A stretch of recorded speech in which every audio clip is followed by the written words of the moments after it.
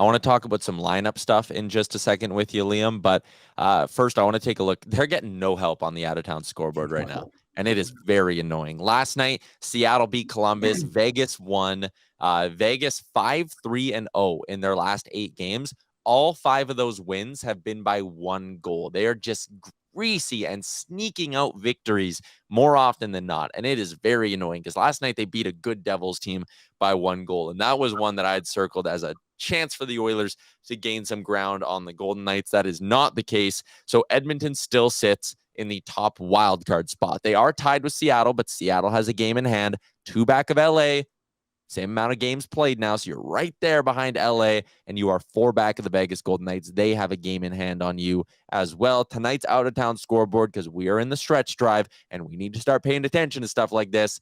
Minnesota taking on Calgary, St. Louis taking on LA. Although I will add, Liam, it is getting to the point where it is very hard for the Calgary Flames to catch anyone, not just the Edmonton Oilers. They are 9 points back of the Oilers with a game in hand. But even if they win that, 7 games back with 19 games to go in today's NHL with the loser point existing, it is very hard to catch teams like that.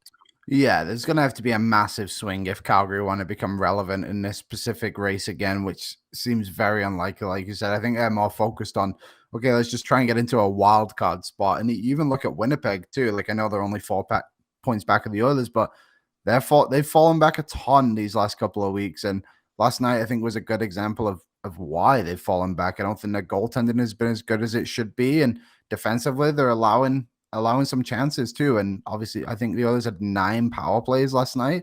And then just the frustration that kind of leaked in towards the end of the game too. But I think just on the out-of-town scoreboard, eventually it's gotta help the Oilers at some point, right? Like one of these days, we're gonna look at it and be like, all right, nice.